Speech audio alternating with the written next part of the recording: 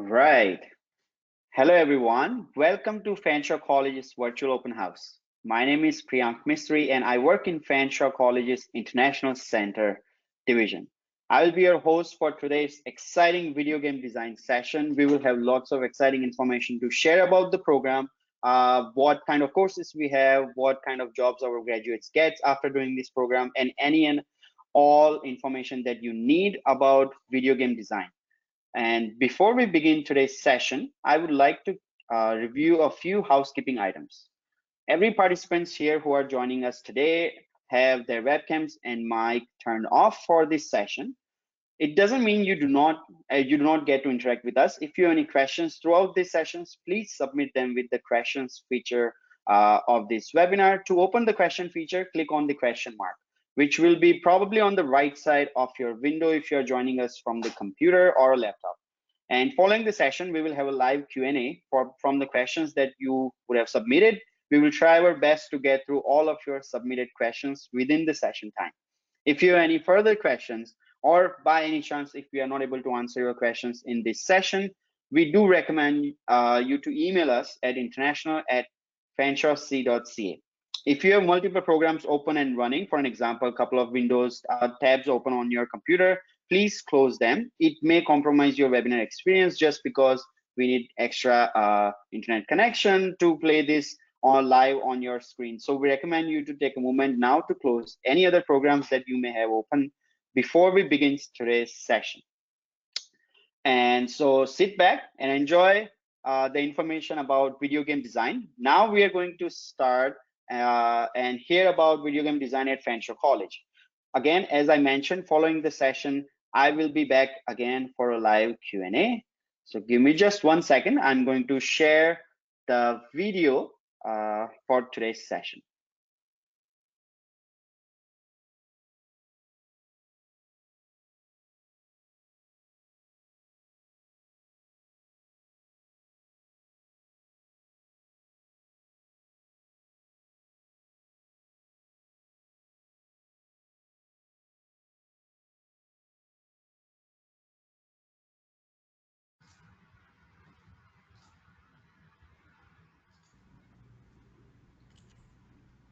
Hello, my name is Jeff Champ, and I am one of the two coordinators in the video game design program here at Fanshawe College. I just wanted to let you all know at this point that at the end of the video, we'll be available for any questions or comments that you should have. So first and foremost, we're so glad that you're able to attend this digital version of our open house for video game design. We hope that you are safe and staying with your friends and family and those you hold close during this time. So to start, I really wanted to stress that this is an art-focused program. There's two spectrums inside of game development. And if you're interested in the programming development, I'd like to encourage you to take a look at Fanshawe College's offerings inside of the programming space, because there are a bunch of other courses that you can learn about in the programming spectrum. But if you want to work inside of game development in the art side, this is the program for that. Now to start off, before you enter into the program, it is very intensive inside of this art space. So you can do a couple of things before you even come to prepare yourself and have a competitive advantage.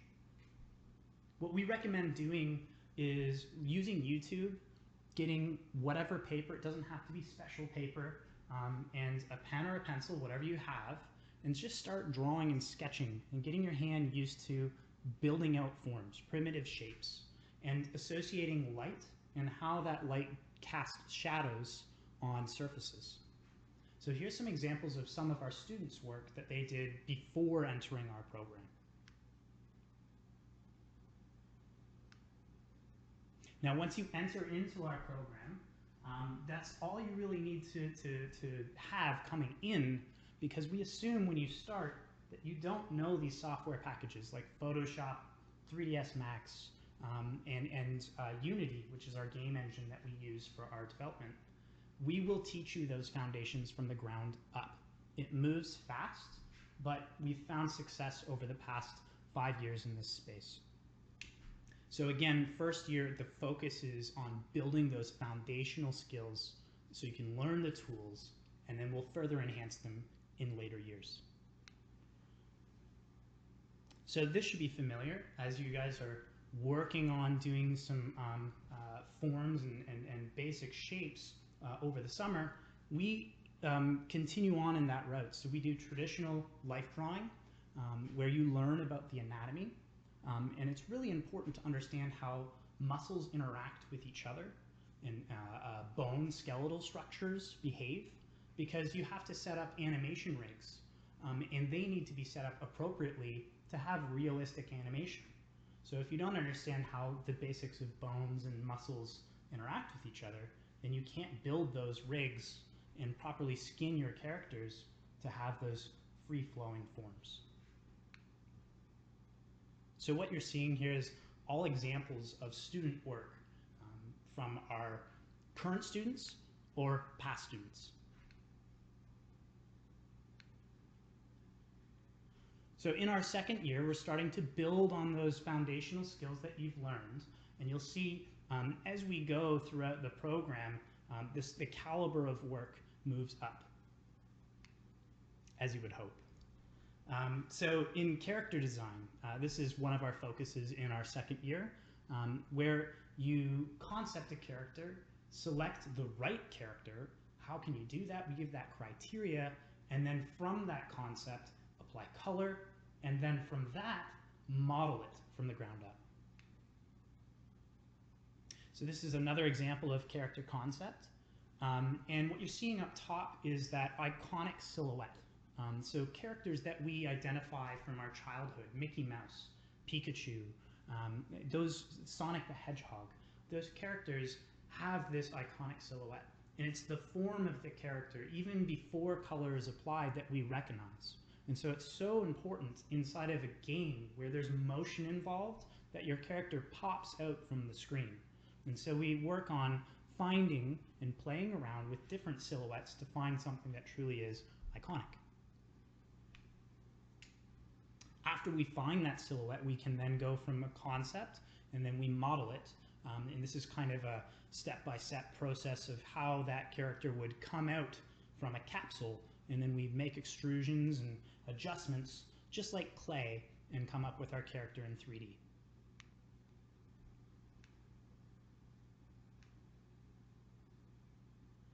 Another component of our studies is digital painting. And so this is taking those initial drawings where we've learned proper anatomy and structure, and you can actually see in the top left the hero wolf character really prominent. You'll see a circle at the head and then a line down. And characters always start from the head, and then you define the form, how they stand based off of that line, and then build out the anatomical structure from there. And so this is just learning those basics from last year, and how can you create them in the second year to become a full realized character.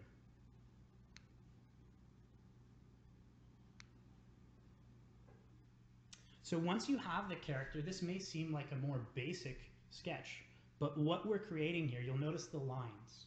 So there's a front, a 3/4, and a side. And the reason why we have these sketches set up is to give us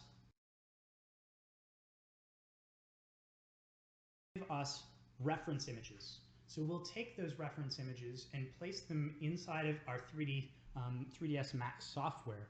And then from that, we can push and pull our geometry and create a full 3D realized character. So it's really important that we get scaling and lines, everything matched up perfectly in these initial rotation setups. This is another example of identifying, so this was for an enemy character, needed something menacing as a boss, and there should be one that we should all land on here, that's obvious, for an iconic silhouette for a character. And if you chose 13, you're right.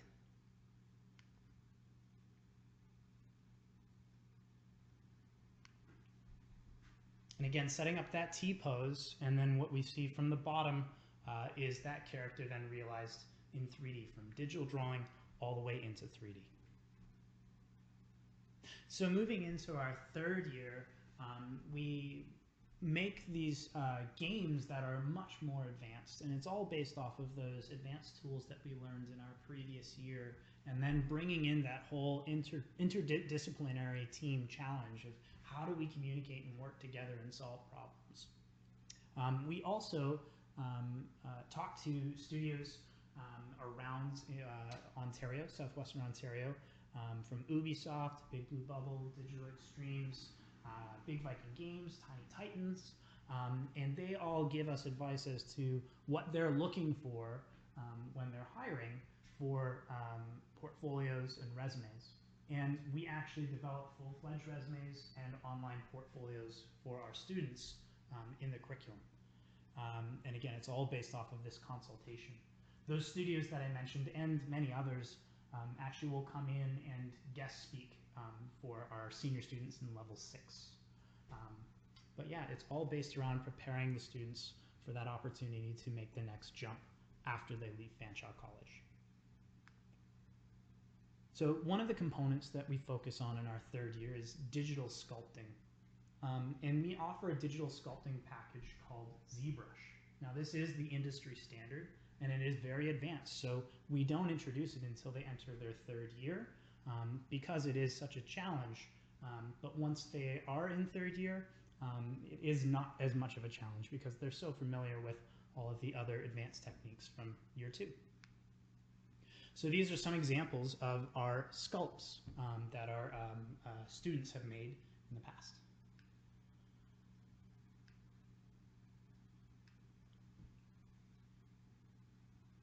And you can really see students' creativity pour over in these characters.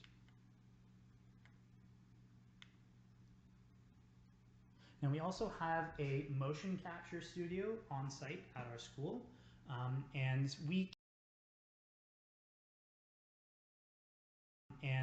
capture data the exact same way you would in industry. In fact, the software and capture that we use is the same as what is used at Ubisoft. And they just invested in a multi-million-dollar facility for motion capture, and what we teach streamlines right into what they use, which is really cool. So what you're seeing on the left and the character on the right in this case, all of the motions and movements in that suit and the little pointers that are on that character, that data is captured inside of our motion capture studio. And then the students will take that data and then put it to their character that they've made in 3D on the computer. And so taking that data and then making it to your character, they can really bring them to life. And with that character realized, they can then put it into their final games. So another component, another course that they take is called Thesis Capstone. Now there's Thesis Capstone 1 and 2. Thesis Capstone is where they work in these interdisciplinary teams and develop full-fledged games. And I'm just going to show you some examples here of those games.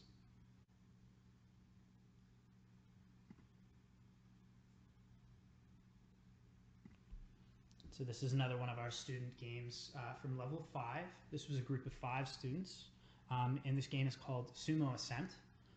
And so you don't have the traditional enemies, rather you're a sumo wrestler, and your primary line of offense is your belly. There's a super sumo splash there. That's his special power.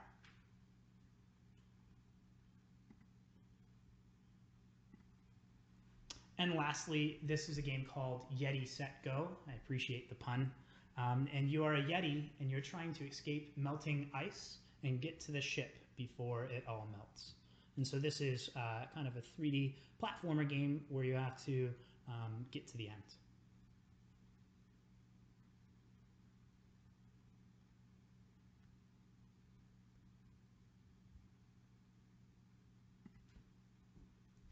So on top of their games, again, I had mentioned that we have these online portfolios. Now we don't just make the shell of the portfolio and then hand the students off, you've graduated, now build assets for your portfolio. Rather, they develop those portfolio assets inside of portfolio development. There is portfolio development 1 and Portfolio Development 2, just like Thesis Capstone. And Portfolio Development 1 is in level 5, Portfolio Development 2 in level 6. And here are just some of the pieces of work that our students have created. And these go into their online portfolios that they hand out to studios to show the best of the best that they have.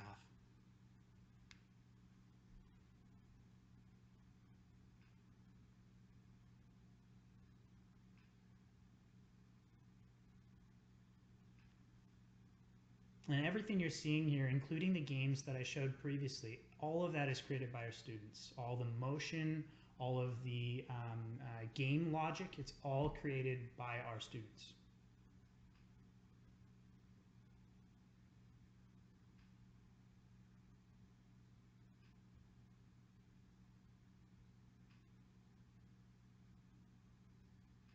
And you can see at this point, our students really get to be creative and go their own way, their path that they would like to go. So they've learned all of these tools, and now they can create with those tools in their own creative minds.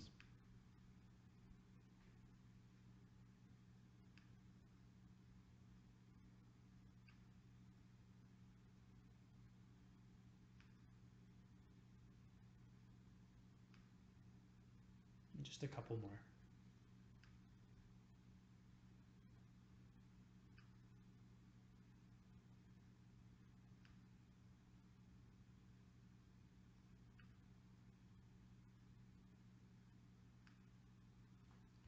And again, these are all made by our students over the past 5 years. Like that one.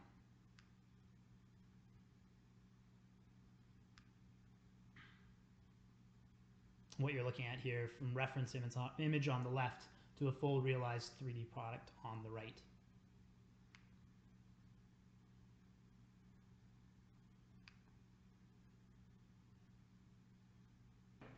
So to just finish up, what do you need coming into this program?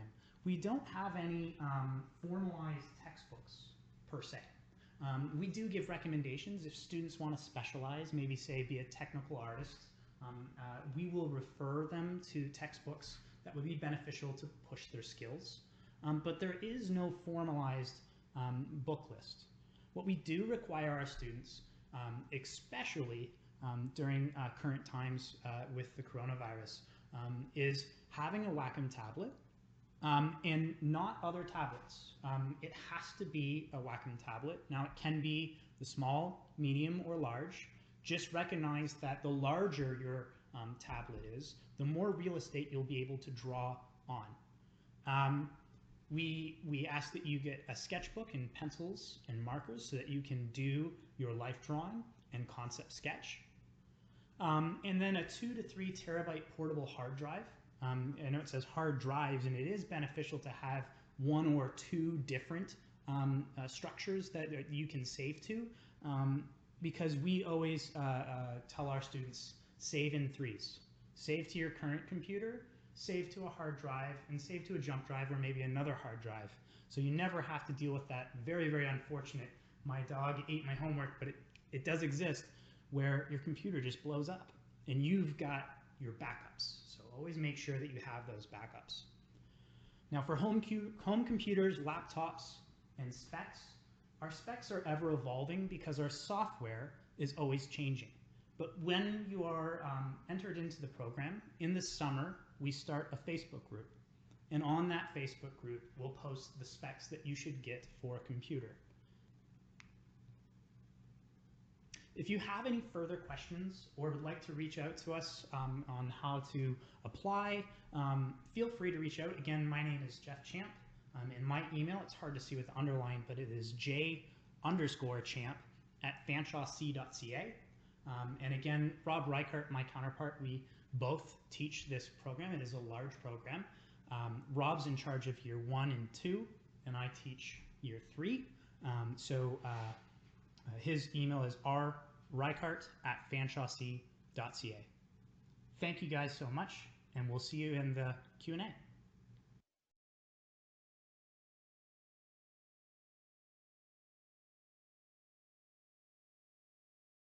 right.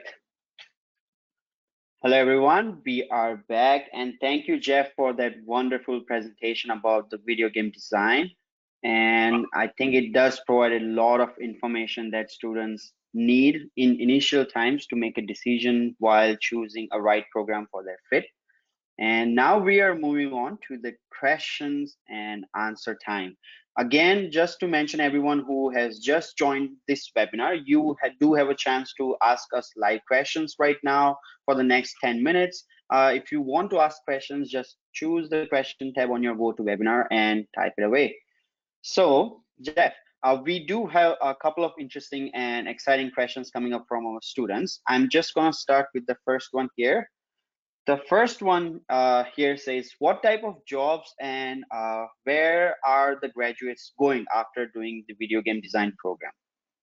Yeah, sure. So there's a broad range of job opportunities that our students have landed actually, and they're not just inside Ubisoft, EA, and then we've also had students get jobs in like Digital Extremes and Big Blue Bubble and Big Viking Games, all locally in London. But those jobs range from artists to game designers to level designers to scripters to animators to riggers. So it's a wide spectrum, and students can expect that they can really pursue their specific interests when they graduate. Awesome. Thank you. I hope that answers the questions. I do have another questions coming up from students. I think because our audience is international, they are interested in knowing, as an international students, do they have to be qualified, pre-qualified for this program? What kind of eligibility requirements, aside from English language requirements, what kind of technical educational requirements that students need to provide for enrolling in this program? So inside of Canada, we require that you just have a high school diploma, so an equivalency to that. We also have, when you come into the program, we have a written component as well as an art component where you have to submit just kind of a couple of pieces. It's more so just to see that you guys are at least exploring that space. So we're talking for art. It could be something as simple as going through a YouTube video and sketching out some shapes and just exploring how light reacts with shadows and all of that. Again, we assume that when you come in, you don't have any pre-existing knowledge in these software packages. It's at an accelerated pace that will move you from not knowing anything to knowing quite a bit in those pieces of software. But again, it's written components because you need to be an effective communicator. And a drawing component. For sure. Thank you for answering that. Now, I think I have my own question about the video game design. Would you just shed a light on the video game design industry within London, Ontario itself? Do we have enough companies that our graduates get job in, or even like, do our graduates get any job in video game design industry within London, Ontario itself after graduating from the program? Yeah, for sure. So we every single year we see more, I like to call them like micro studios come up because they're less than 10. But that being said, before I came to the program, I was the actual studio head at Big Viking Games here in London. That studio has 80 plus staff. There is Big Blue Bubble. There is Tiny Titans, as well as the biggest one, Digital Extremes. So we have some AAA studios, some indie studios, some mobile studios, and some blend. Wow, that's amazing. I had no idea, living in London itself, that we did have this many companies about video game design. So yes, I think this does answer a lot of questions for our students. We do have one more questions coming in, which is, what material should I have for the program? Like, where can we find out about computer system specs required for this particular program?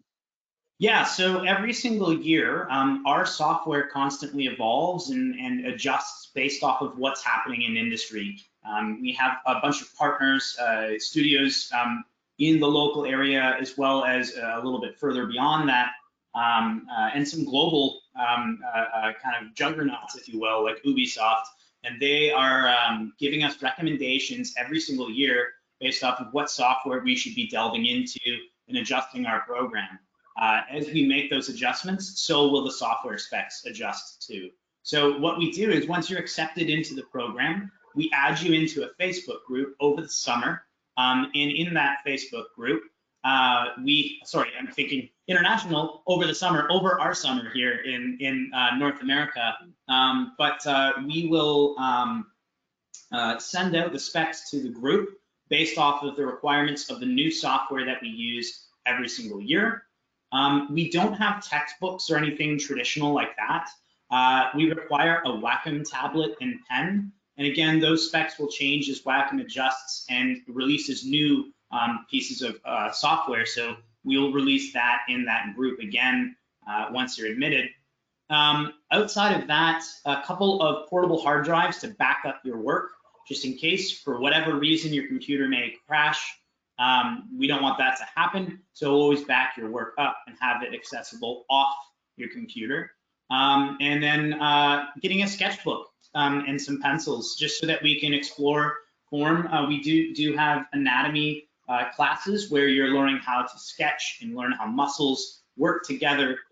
And that knowledge is then put into how you draw and create characters, model characters, and even animate them so the muscle structures work together. Right. Oh, that's a fantastic answer. I think we are coming up close to the end of the session. I'm going to ask one last question here from the tab. Upon graduating video game design, what do students live with to be prepared to apply for employment in the video game design industry? Yeah, so we try in our third year, and I'm a coordinator of the program. So in the third year, one of my primary focuses is making sure that our students are adequately supplied with the tools they need to go out and apply right away. So we do mock interviews. We bring in HR from the local studios that I listed before. They come in and we perform interviews so that the students know what to expect before they have a real interview. We do online portfolios for the students. So you're going to build your entire portfolio and have pieces submitted to it before you leave. And we do that on a website called ArtStation because that's what industry calls for. And then you're also going to have a resume completed, adjusted and refined based off of all of our staff. So when you leave, you'll have all the components you need to apply for a job and the training for you to be able to self-sustain on your own. That's amazing. That's amazing. So I hope it does answer many questions that our students had who are attending the session. And also, again, just to end, I'm going to share some notes here. Thank you, everyone, for tuning in. We are done for the session for this day about the video game design. But if you have any further questions about this particular program, please don't hesitate to email us at international@fanshawe.ca or book an appointment with one of our international recruiter from your local region and by visiting fanshawecollege.as.me. Once again, I thank Jeff for coming up here and then answering live questions from our students and providing such beautiful information about the video game design program at Fanshawe. And I also want to thank everyone who has attended this session and found and hopefully found the session to be useful and getting more information about the program. So enjoy rest of the open house at Fanshawe. We do have many more exciting program sessions happening on the website. You just need to visit openhouse.fanshawe.ca to look at today's itinerary and register for the future sessions. So once again, thank you everyone for joining us today. Thank you, Jeff. Thank you, guys.